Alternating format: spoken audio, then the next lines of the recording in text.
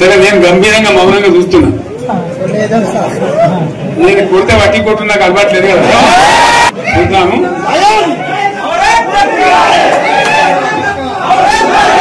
నా రోజులు కానీ అన్నట్టుగా నేను చూస్తా ఉన్నా. కానీ మనోళ్ళందరూ కూడా ప్రతిపాదిస్తున్న ఏంటంటే ఒక సంవత్సరం జరిగిపోయింది. సంగమేశ్వర ఆన్నే పన్నది, బసవేశ్వర ఆన్నే పన్నది, పాలమూరు ఉత్పత్తుల పథకం ఆన్నే పన్నది, కాళేశ్వరం అట్లే పెడుతున్నారు. ఇవన్నీ అన్యాయాలున్నాయి. కాబట్టి ఫిబ్రవరి నెలాఖరులో ఒక పెద్ద బహిరంగ సభ పెట్టాలి, ఇలా కథ చూడాలి జరుగుతూ ఉంది. కాబట్టి మీరు కూడా పెద్ద ఎత్తున దయచేసి ఆ సభకు కదిలి రావాలి. దూరమే ఉండదు. ఆ రకంగా తెలంగాణ శక్తి ఏందో మరొకసారి చూపించి వీళ్ళ మెడలు వంచి ఇప్పుడు సాధించాలి. భవిష్యత్తు కోసం కూడా కొట్టాడకు మనం సిద్ధంగా ఉండాలని తెలియజేసుకుంటూ పరమేశ్వర్ గారికి అంతర్ లోకమంత్రం ఇది. కోటి రూపాయల భూమి ఇప్పుడు 50 లక్షల కాదు.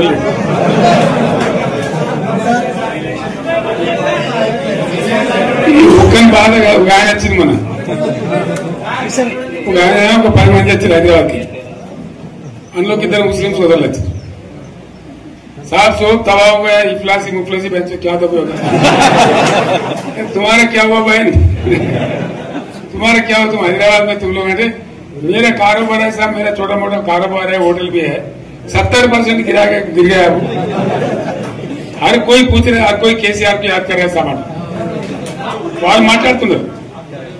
ఎక్కడ ప్రతి ఒక్కరు భూముల ధరలు పోయినాయి, మందు పోయినాయి, మసాలా అన్ని పోయినాయి. ఇంత మంచిగా 4 ఎకరాల రైతు నేను 4 కోట్ల ఆసనం అనుకుంటుండే. అంత ధీమా ఉంది. ఎంత బాగుంటే హైదరాబాద్ నుంచి అడిగితే కూడా వచ్చి మనం ఇయ్యకపోదాం భూములు, డిమాండ్ పెరగానని. అంత బ్రహ్మాండంగా మారుమూల ప్రాంతంలో కూడా 40 లక్షలు 50 లక్షలు ఎకరానికి ఉండే. అటువంటిది సగానికి సగం పడిపోయి మొత్తం నాశనం చేశారు. వీళ్ళు ఇట్లే వదిలిపెడితే ఇంకింత నాశనం అవుతుంది. కాబట్టి మనం కొట్లాడాల్సిందే. నేను ఇంకొక మాట మీకు చెప్తా. ఎలక్షన్లలో నేను మస్తుగా చూసిన 50 ఏళ్లలో పార్టీలకు వెళ్తే ఓడతాయి. ఇంత మాయలు ఏడాది లోపలనే కాంగ్రెస్ పార్టీ దొరికితే కొడతాం రానంత గొప్పగా.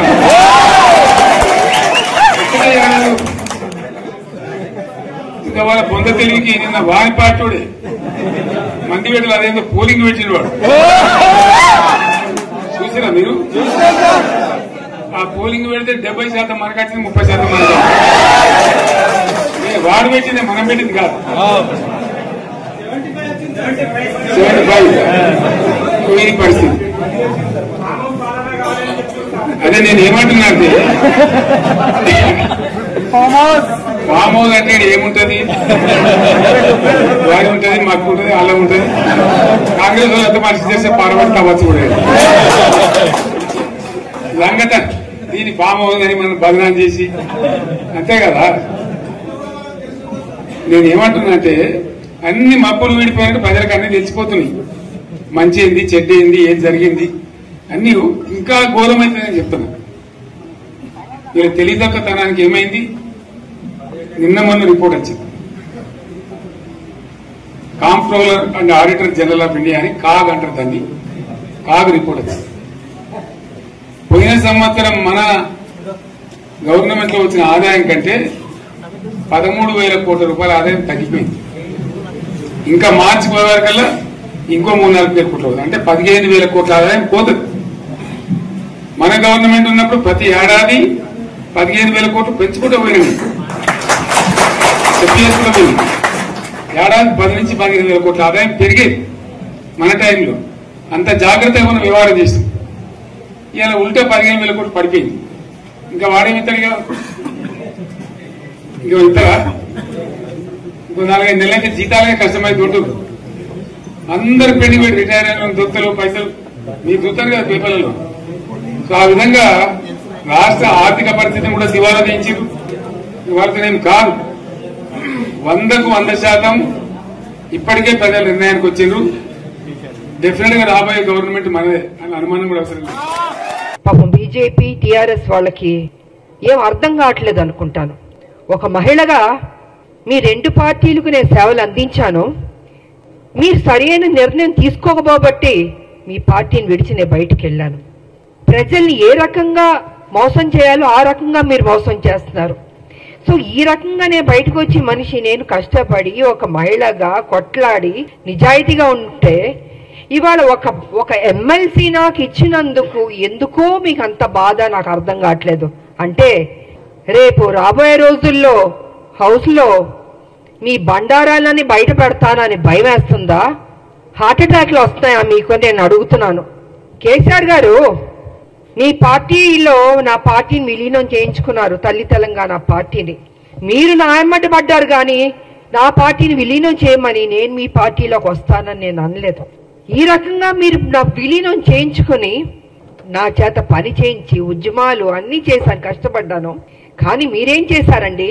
ఒక మహిళని ఏ కాంగ్రెస్ తెలంగాణ ఇస్తామని చెప్పడం జరిగిందో అదే రోజు రాత్రి ఏ మాత్రం గ్యాప్ ఇవ్వకుండా, సమయం ఇవ్వకుండా, ఆ ఆనందాన్ని నేను తీసుకోనివ్వకుండా 12ంటికి సస్పెండ్ చేశాడు కేసీఆర్. వాస్తవాలు మాట్లాడుకుందామండి. ఎందుకు వాస్తవాలు కప్పిపుచ్చుకుంటారు? విజయశాంతికి సంబంధమే లేదా? తెలంగాణ విజయశాంతి పోరాడలేదా? ఫర్ కైండ్ ఇన్ఫర్మేషన్ 1998 నా రాజకీయ జీవితం మొదలైంది బీజేపీ నుంచి.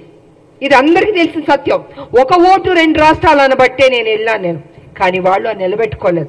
అందుకే బయటకు వచ్చి తల్లి తెలంగాణ పార్టీ నడిపించాను. నేను ఒక మహిళగా ఆల్మోస్ట్ 4.5 to 5 years నేను ఉద్యమాలు చేశాను. అప్పుడు కేసీఆర్ గారు ఎక్కడున్నారంటే ఆయన టీడీపీలో ఉన్నారు.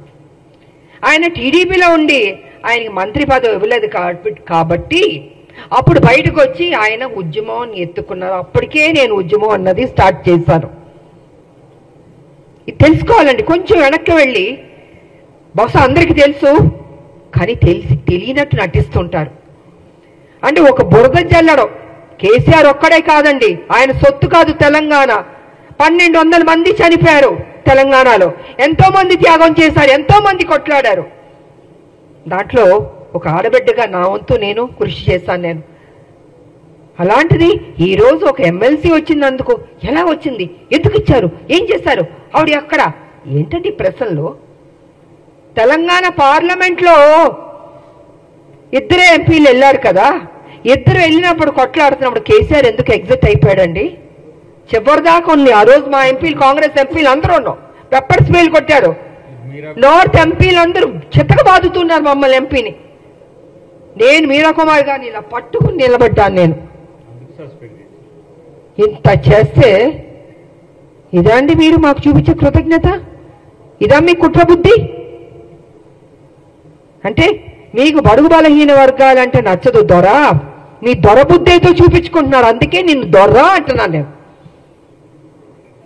బడుగు బలహీన వర్గాలకి గౌరవం ఇవ్వడం నేర్చుకోండి. అదే బడుగు బలహీన వర్గాలు బీసీ కానీ, ఎస్సీ కానీ, ఎస్టీ కానీ, మైనార్టీ కానీ లేకపోతే మీరు ఈరోజు ఈ పొజిషన్లో ఎక్కడ ఎలాగుంటారు? మీరు గతంలో ముఖ్యమంత్రి ఎలా అయ్యారండి? మీ దొరలు ఒక్కళ్ళే వేస్తారా?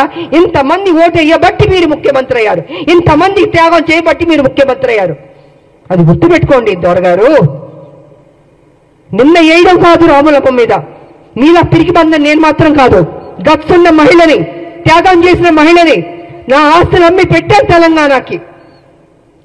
ప్రతిరోజు మీరు నన్ను అవమానించారు, నాతో పని చేయించారు, నేను ఉద్యమాలు చేశాను. నా పార్టీ, నా తల్లి తెలంగాణ పార్టీ ఉంటే మీరు హింస పెట్టి ఆ రోజు జయశంకర్ గారిని నా దగ్గర పంపించి విలీనం చేయండి అని చెప్పింది మీరు కాదా? నేను విలీనం చేస్తానన్నానా? నేను సరే, ఇద్దరు తెలంగాణ కోసం కొట్లాడుతున్నప్పుడు వేరువేరుగా వెళ్ళకూడదని ఒక దీంతో పెద్ద మనసుతోటి నా పార్టీని నేను విలీనం చేయడం జరిగింది. అంతేగాని వేరే ఏదో ఆలోచనతో మాత్రం కాదు. ఎందుకు చెప్తానంటే అసలు తెలంగాణకి విజయశాంతికి సంబంధమే లేదన్నట్టు మాట్లాడుతుంటే చాలా అసహ్యంగా కూడా ఉందండి. ఒక ఆడబిడ్డని మెచ్చుకోవడం నేర్చుకోండి. మీకు మెచ్చుకోవడం మనసు రాకపోతే నోరు మూసుకుని కూర్చోండి. అంతేగాని మీ ఇష్టం వచ్చినట్టు ఎందుకు ఇచ్చారంటే ఇచ్చారండి కాంగ్రెస్ ఒక ఎమ్మెల్సీ. ఆ ఎమ్మెల్సీ ఇచ్చినందుకు కూడా మీకు అంత బాధ వేస్తుంది బీజేపీకి, టీఆర్ఎస్ అంటే. మా రాజకీయ నాయకుల శత్రువులారా బంద్ చేయండి. మా ఉద్యమ నాయకులు మేము మిమ్మల్ని వదిలిపెట్టాం. మీరు చేసే మోసాల్ని తెలంగాణలో ఏ రకంగా మళ్ళీ మీరు ఎంటర్ అవ్వాలనుకుంటున్నారో ఇంకో విషయం కూడా నేను చెప్పదలుచుకున్నారు. బీజేపీ ఏం చేయబోతుందంటే నెక్స్ట్ స్టెప్ ఏ తెలంగాణ వ్యతిరేకించే శక్తులు ఉన్నారో వాళ్ళందరినీ మొత్తం తిప్పబోతున్నారు తెలంగాణలో. మళ్ళీ బ్యాక్ టు స్క్వేర్ వన్ ని తెలంగాణ తీసుకురాబోతున్నారంటే వాళ్ళ పెత్తనం ఉండాలి. వ్యతిరేకించిన శక్తుల్ని తెలంగాణ ఉద్యమం నాయకులు ఉండకూడదు, తెలంగాణ ప్రజలకి ప్రాధాన్యత ఉండకూడదు, మళ్ళీ బాంచని కాలు మొక్కుతానన్న పరిస్థితికి బీజేపీ తీసుకురాబోతుంది. ఇది సత్యం, ఇది తెలుసుకోవాలి అందరూ. అందుకే ఎవరు ఉద్యమ నాయకులు ఉన్నారో వాళ్ళందరినీ తొక్కేద్దాం, వాళ్ళ నోటిని బంద్ చేద్దాం, వాళ్ళు కనపడకూడదు, వినపడకూడదు, మాట్లాడకూడదు. ఇదే కదా మాతో చేసింది. మీరు మీ పార్టీలో ఉంటే ఏం గౌరవాలు ఇచ్చారు? ఎందుకు మీ పార్టీలు బయటికి వెళ్లాల్సి వచ్చింది? వాస్తవాలు ఇదండి. ఆ రోజు మీ బీజేపీలో కొంచెం వెనక్కి వెళ్దామండి. నేను మొన్న బీజేపీలో ఉన్నప్పుడు ఒక విషయం మీరు గుర్తుపెట్టుకోండి. కిరణ్ కుమార్ రెడ్డి గారు తెలంగాణను వ్యతిరేకించి ఆయన అసభ్యకరంగా మాట్లాడి తెలంగాణ ఉద్యమానికి నేను ఒక్క పైసా ఇవ్వను తెలంగాణకి, ఏం పీక్కుంటారో పీక్కోండి అన్నాడు కదా ఆయన. అలాంటి ఆయన్ని తెలంగాణకు వ్యతిరేకున్న మనిషిని మొన్న బీజేపీలోకి ఎంటర్ అవుతే నాకు నిజంగా ఉండబుద్ధి అవ్వలేదు. ఆ స్టేజ్ మీద నేను వాకౌట్ అయిపోయి వెళ్ళిపోయాను. నేను ఎవరంటే కిషన్ రెడ్డి గారి ఫ్రెండ్ ఆయన. ఆ రోజు నుంచి బీజేపీకి నా మీద ఒక కక్ష. అంటే వాళ్ళ మనుషుల్ని తెలంగాణ వ్యతిరేక శక్తిని వస్తే అక్కడ నేను బయటికి వెళ్ళిపోతున్నానంటే చూపించుకోకూడదు. ఎందుకు చూపించుకోకూడదండి? తెలంగాణని అవమానపరిచి తెలంగాణకి మేలు చేయని కిరణ్ కుమార్ రెడ్డి గారు లాంటి వాళ్ళు మిగతా ఇంకొకళ్ళు ఏమైనా ఉంటే ఎందుకు నేను వచ్చి మీకు ఎస్ బాస్ అని చెప్పాలండి? ఇలాగ అనేక కారణాలు ఉన్నాయండి. ఈ అనేక కారణాల వల్లే ఈరోజు విజయశాంతి మీద, రాములమ్మ మీద ఒక ఎమ్మెల్సీ ఇస్తే అయ్యో ఎందుకు ఇచ్చారు, ఎలా ఇచ్చారంటే పేపర్ వచ్చి ఇచ్చారండి. ఎలా ఇస్తారండి? సోనియా గాంధీ గారు ఇచ్చారు, అద్దంకి దయాకర్ గారికి ఇచ్చారు, నాకు ఇచ్చారు, శంకర్ నాయకర్ గారికి ఇచ్చారు. సో వాట్ అండి? కష్టపడ్డా అనుకుంటాం, కష్టపడ్డాం, ఆస్తులు అమ్మాం, తెలంగాణను కాపాడాం. ప్రతి నిమిషం కాపలా కుక్కలా మేము కాపాడుతామండి. కానీ మీరేం చేస్తున్నారు? 10 సంవత్సరాలు మీరు అధికారంలో ఉండి కేసీఆర్ గారు దోచుకోలేదా తెలంగాణ మొత్తం సొమ్ముని? ఇవాళ మీరు దోచుకోబట్టే కదా ఈ పరిస్థితి వచ్చింది. అది విడిచిపెట్టి కాంగ్రెస్ మీద నిందలేయడం, ఆయన చేసిన తప్పులు చెప్పడు, 7 లక్షల కోట్లు ఎలా తిన్నాడో అని ఖర్చు అయిందో చెప్పడు, ఎలా అప్పని చెప్పండి. నేను కూడా నా పార్టీ నేను అడుగుతున్నాను, సీరియస్ గా తీసుకోవాలి సార్. మనం విడిచిపెట్టకూడదు. దీన్ని ఎంత దూరం వరకు తీసుకెళ్ళా? 7 లక్షల కోట్ల అప్పు ఎలాగైంది చెప్పమనండి. దాటవేయడం కాదు, నా మనిషిని మాత్రం విడిచిపెట్టకూడదు. నువ్వు ఉద్యమాలని చెప్పి నీకు చేతిలో తెలంగాణ పెడితే నువ్వేం చేసావు? 7 లక్షల 1 మినిట్ సార్, 7 లక్షల కోట్లు అప్పులు చేస్తామండి. మిగిలిన బడ్జెట్ నుండి అప్పులు రాష్ట్రంగా ఎందుకు వెళ్ళింది? ఎక్కడెక్కడి నుండి అప్పులు తింటాం? కాళేశ్వరం దగ్గర నుంచి, ల్యాండ్ల దగ్గర నుంచి. నేను పిల్లు కూడా వేశాను, కొన్ని ల్యాండ్లు అమ్మేస్తుంటే పిల్లు వేశానండి నేను. ఇలా ఎన్నో జరిగినాయండి. అందుకే వాళ్ళు చెప్తున్నాను నేను, కేసీఆర్ వాస్తవాలు నువ్వు మాట్లాడాలి. సమయం దగ్గర పడింది. నువ్వు చేసిన తప్పులు చెప్పాల్సిందని మేము విడిచిపెట్టాం, డెఫినెట్గా విడిచిపెట్టామండి. మా రాష్ట్రం మేము కష్టపడి తెచ్చుకున్న రాష్ట్రం, నా ప్రజలు బాగుండాలని కోరుకున్న వాళ్ళం మేము.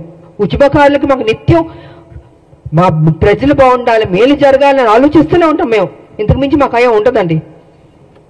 కాబట్టి నా పార్టీనే రిక్వెస్ట్ చేసేది అంటే విడిచిపెట్టకూడదు సార్. మనం ఎట్టి పరిస్థితుల్లో కేసీఆర్ చేసిన అప్పును మొత్తం ఒక్కొక్కటిగా బయట పెట్టాలి. ఏదో నామకే వాస్తే మనం మాట్లాడడం లేదా వదిలేయడం కాదు, తవ్వాలి, బయటికి తీయాలి వాస్తవాన్ని. ఇది నేను ఈ సందర్భంగా తెలియజేసుకుంటూ